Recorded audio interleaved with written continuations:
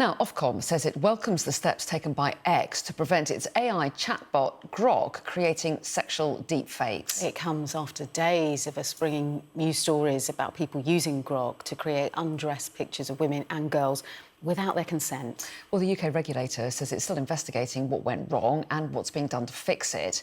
And it's a scandal that's once again raised some serious questions about the dangers of AI being unregulated. Well, joining us now is Andrea Miotti, who's the Chief Executive of ControlAI, which is an organisation working to reduce the impact of AI on humans. So, very good morning to you. Thanks so much for coming in. Yeah, thank you for having me. This Grok issue has kind of really started a conversation, hasn't it, about lots of issues about AI in our lives, but also about the prevalence of deep fakes. I mean, first of all, talk us through to what extent deep fakes are an issue. Yeah, so absolutely. We have seen an explosion in deepfakes in the last few years. Already in 2023, like sexually abusive deepfakes became very, very commonplace, unfortunately. And this hasn't let down over the years. This is why we're seeing all of this outcry right now. And a big issue here is that generally with these very powerful AI systems like Grok, they can't just do pictures. They can do other things like writing software, reasoning about problems, planning. And a big issue is that, and it's common across the industry, is that not even their own creators really understand how they work internally and don't really understand how to keep them under control. That's why we're seeing this issue right now, and that's why experts are worried. And Andrea, unregulated AI, unregulated deepfakes, how much does that concern you personally? A lot, and kind of even beyond deepfakes. The big problem is that right now, in most countries, in the UK, in the US, elsewhere, there's more regulation on a sandwich than on AI that can be very, very dangerous. And AI companies are investing hundreds of billions of dollars to make these AI systems smarter and smarter every day, with the explicit goal of replacing people with machines almost across all tasks. And that's really dangerous. Well, if we talk about the specific Grok issue, that did prompt the regulator here, Ofcom, to launch an investigation.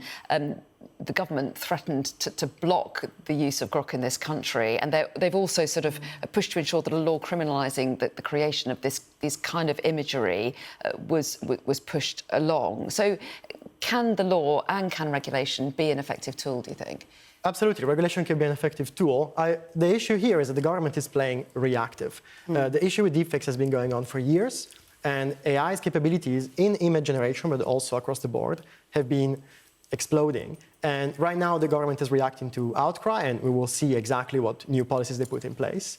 But to deal with these problems and with the more and more problems that will come going forward with AI as it gets more powerful, the government needs to be proactive, not reactive. It needs to start regulating the development of this technology, not just waiting for abuse to happen and then step in. Yeah, and we're having also this conversation in this country for a potential ban on, say, social media for under 16s. And when you think about AI and deepfakes, particularly for children, there's a huge issue there because there will be children logging on that don't know the difference between talking to a chatbot in a gaming site online. And that's where the problem lies also. It's education for younger people to understand this area too.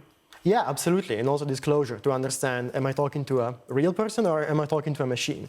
Increasingly, kind of reality around us will start to blur. We're already seeing it right now where AI is so powerful that pictures look lifelike. Videos nowadays look lifelike. There's a famous example of the Will Smith eating spaghetti. Like 2 years ago, that looked very strange and you could clearly tell it was AI. Nowadays, the best AI models, it looks like it's the actor in the flesh acting. And we need regulation yesterday. But how do you bring regulation in when this is an industry that is developing so fast? It's very hard for the regulation to keep up with that.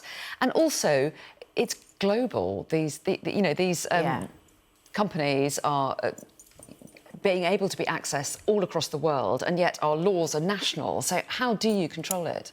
Yeah, so on the fast side, I think that's especially why it's important for governments to be proactive. And ultimately, governments should set clear red lines, clear rules about what's acceptable and what's not. What's going on with AI is that it's a few companies deciding essentially the trajectory of a lot of our society and spending hundreds of millions of dollars to lobby against any form of regulation. Governments have dealt with large technological problems before and large risks before, and they can do it again. And I think most people want to see this taken under control. In terms of the global issue, this is an issue, but the UK is a major market, and the UK can set the standard. The UK has played a globally leading role before with things like the first ever AI Safety Summit, establishing the first ever AI Security Institute, and it can talk to partners like the US and other countries to find a good approach to this issue. So when the online safety bill came into effect, there were suggestions that actually it hadn't taken into account AI at all. What would be your main advice to, say, Ofcom, to the government, about how they should be really tackling this issue?